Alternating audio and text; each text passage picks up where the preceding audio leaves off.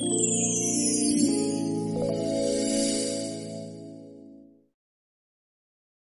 ए मिलाद निमित्त मिरवणूक न काढता मुस्लिम समाजातील युवकांच्या वतीने रक्तदान शिबिराचे आयोजन।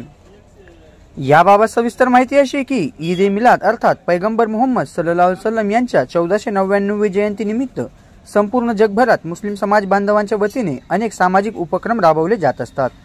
त्याच अनुषंगाने नंदुरबार शहरातील पटेलवाडी परिसरात रक्तदान शिबिराचे आयोजन करण्यात आले होते।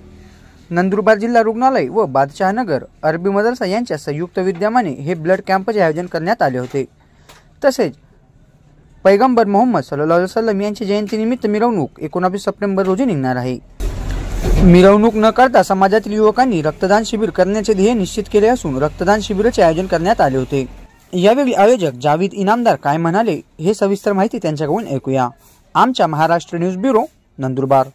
आपल्या परिसरातील संपूर्ण बातम्या आपल्या मोबाईलवरती पाहण्यासाठी आमच्या महाराष्ट्र या चॅनलला सबस्क्राइब करायला विसरू नका।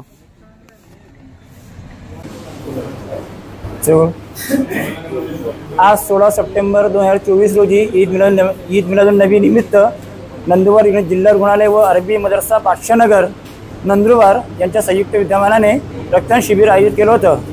दरवर्षीप्रमाणे यावर्षी सुद्धा रक्तदान शिबिर आयोजित केलेलं आहे। मागच्या वर्षी 50-60 वर केलं तर यावर्षी 100 बॉटल करण्याचा पूर्ण प्रयत्न आहे, होऊन जाईल। आणि नंदुरबार जिल्हा जास्त विस्तार झाल्यामुळे नंदुरबार जिल्हा रुग्णालयाला जास्त अर्थाची गरज पडते, म्हणून आम्ही दरवर्षी मुस्लिम समाज रक्त संकलन करून जिल्हा रुग्णालयाला दान करतो। यावर्षी कायम याच्यापुढे आम्ही सुरू ठेवू हा कार्यक्रम।